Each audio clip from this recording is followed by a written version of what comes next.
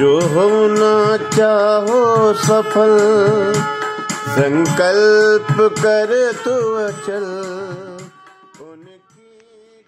Physics जैसे कठिन विषय को सरल रूप में छात्रों को सिखलाने का बीड़ा उठाने वाले फिजिक्स यूनिवर्स कोचिंग इंस्टीट्यूट के इंजीनियर चांदिल सर आज छात्रों की सफलता का पर्याय बन चुके हैं। हजारों छात्र इनके मूल मंत्रों को अपनाकर अपना गरिमामयी कैरियर बनाकर खुशहाल जीवन जी रहे हैं। अपना पूरा जीवन अध्ययन को समर्पित कर आप युवा वर्ग का भविष्य उज्जवल बनाने के लिए कृत संकल्पित हैं। 19 वर्षों से अधिक समय से अध्यापनरत चांदिल सर को हजार छात्रों और अभिभावकों का विश्वास प्राप्त है। आपकी 2 ब्रांचेस सिटी सेंटर और लक्ष्मीबाई कॉलोनी में हैं, जिसमें छात्र अध्ययन करते हैं। इन इंस्टीट्यूट्स में smart classroom, library, experiment lab, group study points की फैसिलिटीज़ अवेलेबल हैं। सक्सेस स्टोरी के आज के इस इंटरव्यू में आप छात्रों को नीट और आईआईटी जैसी प्रतियोगी परीक्षाओं में सफलता प्राप्त करने के मंत्र देते नजर आएंगे। आपसे चर्चा कर रही हैं हमारी प्रस्तोता मणि वाजपेयी। नमस्ते। अनिल आनंद प्रोडक्शन की सक्सेस स्टोरी सीरीज में आप सभी का स्वागत है। आज हम आपकी मुलाकात करवाते हैं फिजिक्स सब्जेक्ट के प्रतिष्ठित व्यक्तित्व इंजीनियर चांदिल सर जी से। सर, आपका स्वागत है हमारे कार्यक्रम में। सर, आप ये बताइए कि ये हमारा इंस्टीट्यूट जो है वो कब से कार्यरत है इस क्षेत्र में?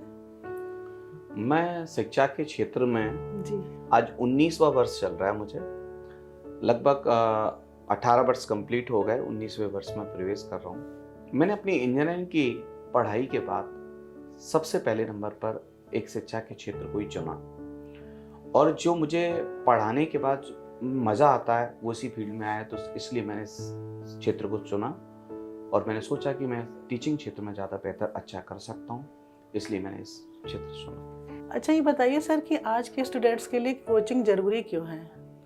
कोचिंग ज़रूरी क्यों है, उसका कारण यह है कि मैम आज के इस कंपटीशन के युग में बैठने वाले विद्यार्थियों की संख्या बहुत ज़्यादा है। ये माने तो जेई में लगभग 11-12 लाख बच्चे बैठ रहे हैं करेंटली, और नीट के कंपटीशन में लगभग 16-17 लाख बच्चे बैठते हैं। तो आप मान के चलिए कि सीट्स बहुत कम है जी। आईआईटी की सीट्स लगभग 14,000 के आसपास हैं। नीट एनआईटी कॉलेजेस की जो सीट्स हैं लगभग 40,000 के आसपास हैं।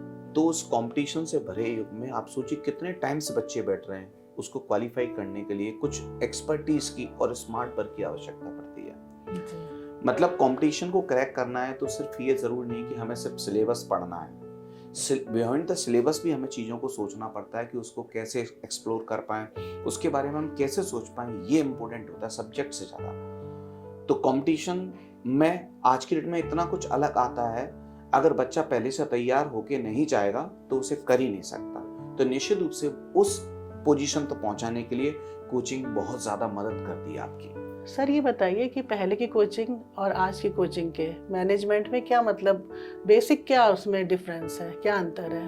पहले कोचिंगों में विद्यार्थी अगर इस कोचिंग में आते थे तो ज़्यादातर 90% 80% स्टूडेंट्स का फोकस पढ़ाई की तरफ ज़्यादा रहता था। सिर्फ एक ही काम होता था, क्लास हो गई, बच्चे जाके पढ़ रहे हैं, अपना घर पे जाके ठीक ठाक चलता था। आज के इस युग में, आज के समय में अगर हम बात करते हैं तो विद्यार्थियों का एक कंसंट्रेशन पढ़ाई की तरफ बनाना बड़ा ज़रूरी हो गया है, क्योंकि बच्चा सोशल मीडिया पे इन्वॉल्व है, सोशल मीडिया पे हमेशा कनेक्ट रहता है। फ्रेंड सर्कल भी आज के डेट में बहुत ज़्यादा ग्रुप्स बनने लगे हैं बच्चों के।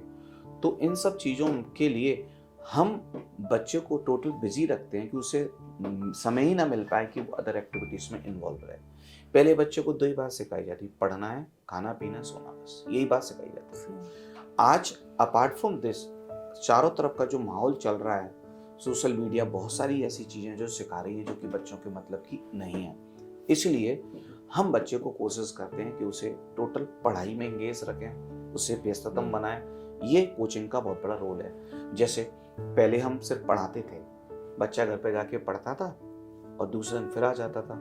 आज हम उसे पढ़ाते हैं, पढ़ाने के बाद जो पढ़ाया उसी से रिलेटेड डीपीपी देते हैं।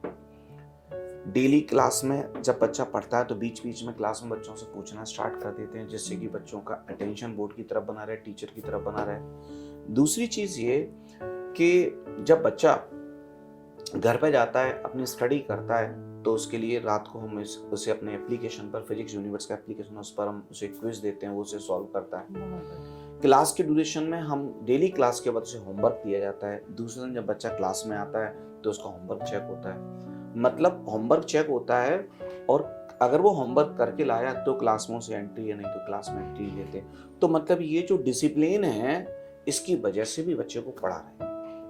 नहीं तो हम सोचें कि सिर्फ बच्चे को पढ़ाने से पढ़ेगा, ये टफ है। आज की डेट में आसान है टीचर मिलना, आसान है सब्जेक्ट मिलना, टफ है बच्चे से पढ़वाना, क्योंकि सबसे टफ काम हो गया है बच्चे को पढ़वाना। तो हम बच्चे को इतना बिजी और अपने काम में इन्वॉल्व रखते हैं कि उसे मौका नहीं देते कि वो और दूसरी चीजों में व्यस्त हो जाए। ये मेन रोल रहा है कोचिंग का। अच्छा सर, ये बताइए कि आपने रैंकर्स के लिए क्या फैसिलिटीज प्रोवाइड की है, कुछ इस तरह का कि उनको कुछ अवार्ड दे या फिर कुछ मोटिवेशन के लिए? मैम, पहली इम्पोर्टेंट चीज़ है कि हम क्लास के बच्चे को हीरो तो नहीं बनाते कि हम ये बोलें कि 2 ही बच्चे होशियार हैं बाकी के नहीं है। हम सबको एक जैसा लेके चलते हैं। जो बच्चे बेचारे कमज़ोर होते हैं या शुरुआत में उनका बेस अच्छा नहीं होता, तो उनके लिए हम अलग से फंड्स लगाते हैं। हमारी टीम, फिजिक्स यूनिवर्स की टीम, उन विद्यार्थियों के लिए स्पेशल काम भी करती है, और हम सबको एक साथ लेके चलते हैं और मोटिवेशन भी देते हैं बड़े। और हर टेस्ट के toppers, first, second, third prize को हम कैश प्राइज अवार्ड भी देते हैं, जिससे कि बच्चों को आगे बढ़ने की प्रेरणा मिलती है, अच्छा करने की। उद्देश्य सिर्फ यही नहीं रहता कि पहले क्लास के 4 विद्यार्थी अच्छा करें। हमारा उद्देश्य है कि क्लास का हर एक विद्यार्थी जीवन में अच्छा करे, क्योंकि एग्जाम तो जीवन भर चलते रहेंगे। अगर बच्चे के अंदर निराशा नहीं आई और हमेशा पॉजिटिव थिंकिंग रही अपने काम के प्रति, तो निश्चित रूप से बच्चा एक दिन लाइफ में बहुत अच्छा कर पाएगा। बहुत अच्छा काम कर रहे हैं सर आप। ये तो क्योंकि जो वीक है उनको और उनको भी अब उनको आगे बढ़ने का अवसर मिलता है। जो वीक है, सबको अधिकार है। बिल्कुल सही बात है। अपनी लाइफ में सबको अधिकार है, तो वो डिप्रेस हो जाएंगे, है ना। और अकेला यही नहीं कि सिर्फ पैसे वाले का बच्चा ही पढ़ता है। आप ही मान के चलिए कि बच्चा कोई सा भी हो, ईश्वर ने ये सबको क्षमता दी है लाइफ में कुछ करने की। हमारे पास ऐसे ऐसे भी विद्यार्थी हैं जिनके पिताजी न्यूज़पेपर हॉकर्स हैं, वो पेपर डालने जाते हैं घरों में, उनका बच्चा आईआईटी में सिलेक्ट हुआ, रैंक आई उसकी 700। ऐसे ही आईआईटी में एक पिताजी ऐसे हैं इस साल जो हमारे सिलेक्ट हुए, जिनका बच्चा आईआईटी में पढ़ रहा है और सिलेक्ट हो गया, उसकी रैंक आई थी 2000 के अप्रॉक्स।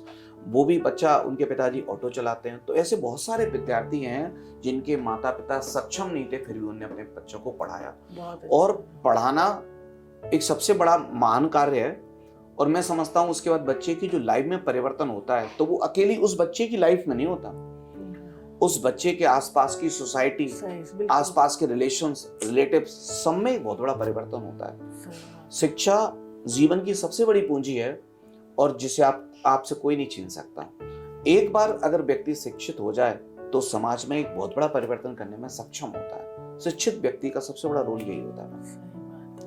तो हम बच्चे को कभी नहीं कहते कि कौन क्या नहीं कर सकता। क्लास का हर एक बच्चे को फोकस करते हैं कि वो अपनी लाइफ में कुछ करे।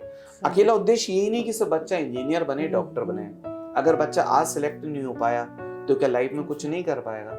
लाइफ के ऐसे जाने कितने एग्जाम आएंगे जिसे उसे हर दिन फेस करना। अभी तो सिर्फ 12th के बाद का एग्जाम है, उसके बाद ग्रेजुएशन के बाद फाइनल एग्जाम है, फिर उसके बाद जॉब कंपनी में जाएगा, फिर उसका एग्जाम है। तो वो तो लाइफ के एग्जाम है। फिर कंपनी में जाएगा तो फिर एक नए एग्जाम है, फिर पोजीशंस हैं। तो ये लाइफ में चलते रहेंगे एग्जाम। हम बच्चे को मजबूत बनाते हैं कि हर एग्जाम को फाइट करने के लिए वो सक्षम बने, मतलब बेस आप मजबूत करते हैं। डेफिनेटली उसके विश्वास को कभी लाइफ में गिव अप ना करे, मतलब वो हमेशा अपने इरादों पे दृढ़ संकल्प होके काम करे, इस लायक बनाते हैं। और कभी भी एक चीज के पीछे नहीं कि नहीं मैं नहीं हुआ तो अब कुछ नहीं कर पाऊंगा लाइफ में। आज सिलेक्ट नहीं हुआ जेईई में, कोई बात नहीं, सही है। हर बच्चा सिलेक्ट नहीं होता। इसका मतलब ये नहीं कि वो सिलेक्ट नहीं हो लाइफ में कुछ नहीं कर पाता।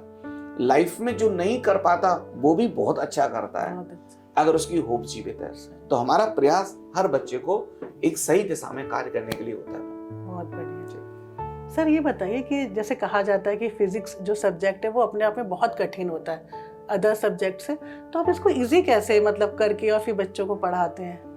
मैडम मेरा ऐसा मानना है कि जी। कठिन तो कुछ नहीं होता, कठिन वो होता है जिससे आपने प्रैक्टिस नहीं की। सही। जब हमने पहले दिन साइकिल चलाना सीखी तो शायद सबसे टफ काम था मेरी जिंदगी का, लेकिन जब सीख गया तो मुझे लगा जब सरल है। सही। जब मैंने पहले दिन कार चलाना सीखी तो मुझे ऐसा लगा मैं चला ही नहीं पाऊंगा, लेकिन जब मैं सीख गया तो मुझे लगा कार सबसे सरल काम है।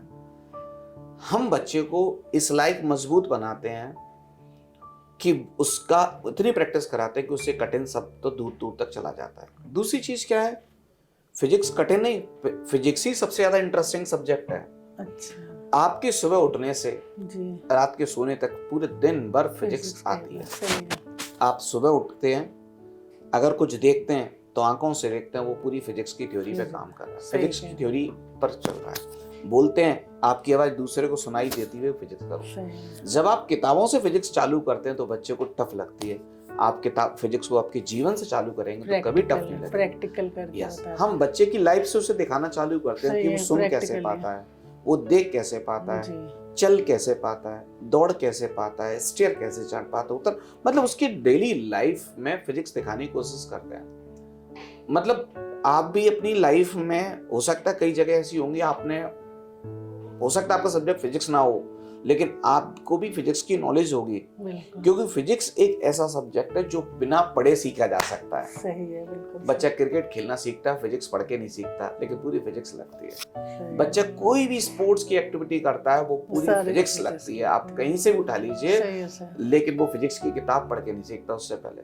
आप सोचिए, जितने भी बच्चों के टॉयज हैं, जितने भी इंस्ट्रूमेंट्स हैं, जितनी भी चीजें हैं, जितनी भी डिवाइस हैं, all are related with the physics. तो ऐसा क्या सोच सकता है टफ है? तब होता है जब बच्चा किताबों से सीखना चालू करता बिल्कुल है, सही। और बच्चा अपने जीवन से सीखता है जब किताबों को पढ़ता है तो उसे आसान लगती है। जितने भी फिजिक्स में साइंटिस्ट रहे हैं, उन्हें किताब नहीं, सबसे पहले अपनी लाइफ में देखी है फिजिक्स, और लाइफ में देखने के बाद किताबों में लिखी है। और बच्चे अगर उनको वहां से पढ़ने की कोशिश करेंगे तो उसे टफ लगेगी। सबसे पहले जिंदगी में देखिए, चीजें आसान हो जाती है। बहुत बढ़िया सर, आपका पढ़ाने का ढंग वाकई बहुत अच्छा है। सर, जैसे आप पढ़ाते हैं बच्चों को रेगुलर, तो क्या बोर्ड की भी तैयारी करवाई जाती है आपके जी, यहाँ? निश्चित रूप से। अच्छा। क्योंकि बोर्ड मतलब बेसिक्स और कंपटीशन मतलब लेवल हायर। बिना बेसिक्स से अपन कंपटीशन की तरफ जा ही नहीं सकते। मतलब बच्चे को बोर्ड के साथ साथ कंपटीशन की भी तैयारी कराई जाती है, प्लस बोर्ड में बोर्ड पैटर्न के एग्जाम भी अलग कंडक्ट कराए जाते हैं और कंपटीशन पैटर्न के भी एग्जाम। ऐसा नहीं कि सिर्फ कंपटीशन बच्चा लिखने की प्रैक्टिस चली जाएगी तो एग्जाम बोर्ड में कर ही नहीं पाएगा, और अकेले बोर्ड से भी कुछ नहीं होने वाला, क्योंकि कहीं ना कहीं आज के इस कंपटीशन के युग में हमें बच्चे को इस लायक और मजबूत बनाना है कि वो आगे जाके लाइफ के कंपटीशन को क्रैक कर पाए। तो दोनों तैयारियों को हम पैरेलल लेके चलते हैं, दोनों तैयारियों को फुल फोकस्ड करते हैं। सब्जेक्टिव बोर्ड पैटर्न के टेस्ट भी हमारे यहाँ बिल्कुल ओरिजिनल बोर्ड पैटर्न पे कराए जाते हैं। इसी प्रकार कंपटीशन में, चाहे वो जेई हो, चाहे नीट हो, कोई भी एग्जाम हो, उसकी भी तैयारी उसी पैटर्न से कराई जाती है जिस पैटर्न से एग्जाम कंडक्ट होता है। तो यही सब विशेष सुविधाएं आपकी रहती हैं। हम पूरी तैयारी को इस हिसाब से डिजाइन करते हैं बच्चे के हिसाब से कि बच्चे का जो साल भर बाद जो एग्जाम देगा, उस दिन का जो टेम्परामेंट है, उस टेम्परामेंट की तैयारी साल भर कराते हैं। अगर बच्चा जिस दिन एग्जाम देने जाता है उस दिन उसे सबसे ज्यादा डर होता है, सुबह रात को सोने से सुबह उठने तक डर होता है, जब तक एग्जाम हॉल के अंदर नहीं चला जाता। सही बात है। वो सेम डर हम साल भर पैदा करने की कोशिश करते हैं, जिससे कि वो एग्जाम वाले दिन डर उसका निकल जाए, फ्री माइंड का। Yes, definitely. और अगर वो डर बना रहेगा तो कभी उस कंपटीशन को क्रैक ही नहीं कर पाएगा। इसलिए सबसे बड़ी चीज है नॉलेज, बिल्कुल प्राइमरी पर है, कॉन्फिडेंस सेकंड पर हमें चाहिए कि बिना कॉन्फिडेंस से हम किसी कंपटीशन को क्रैक नहीं कर सकते।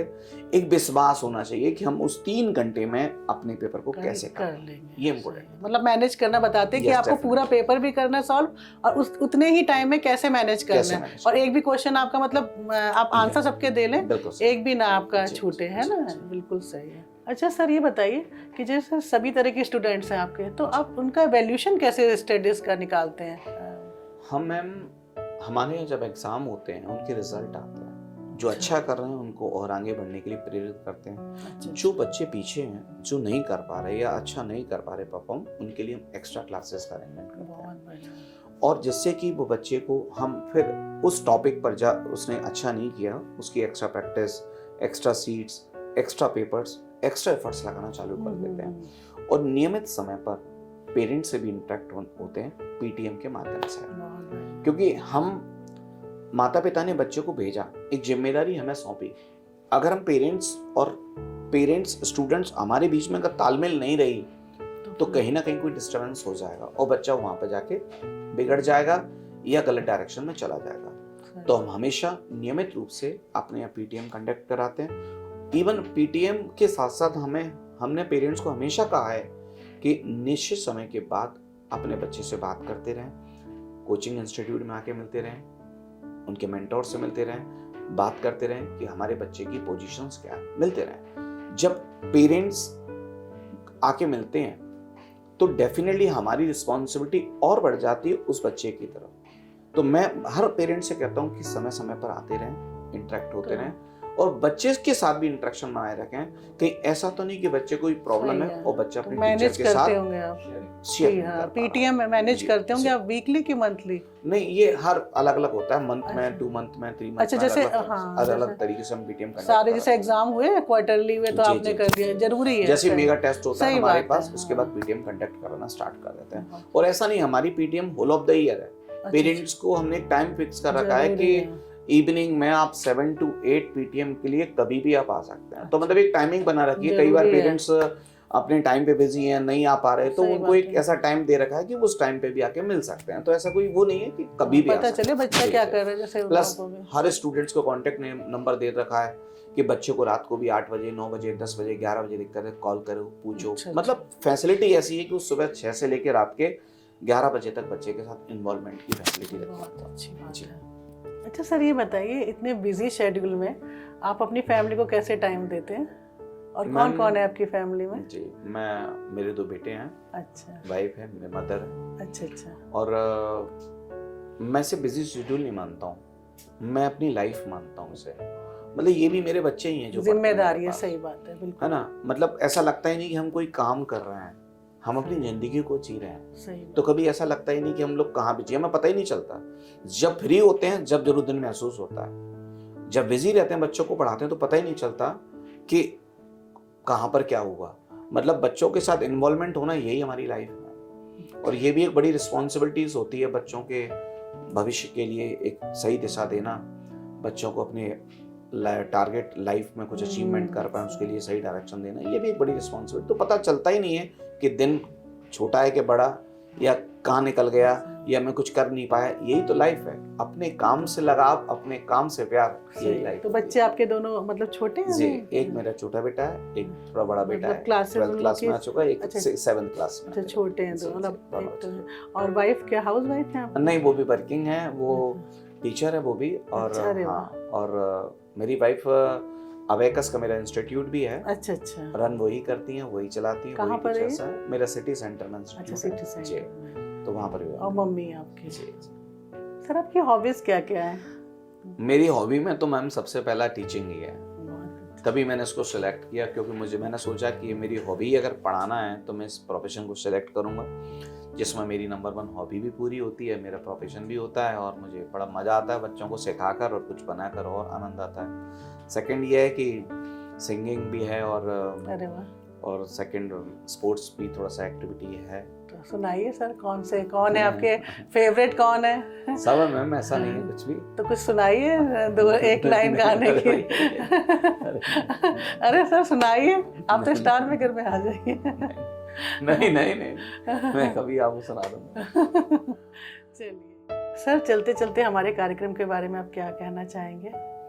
मैं आपका प्रोग्राम बड़ा अच्छा रहा, और आनंद प्रोडक्शन को मैं बहुत ढेर सारी शुभकामनाएं देता हूँ कि वो अपने सफलता की बुलंदियों को छुए, और मैं बहुत आभार व्यक्त करता हूँ और बहुत बहुत धन्यवाद देता हूँ। इस शुभ अवसर पे हमारी टीम की ओर से आपको हम स्मृति चिन्ह प्रदान करना चाहते हैं। जो होना चाहो सफल, संकल्प कर तू अचल, उनकी कहीं को विचार ले, जो कभी न हुए हो विफल। जो होना चाहो सफल, संकल्प कर तू अचल।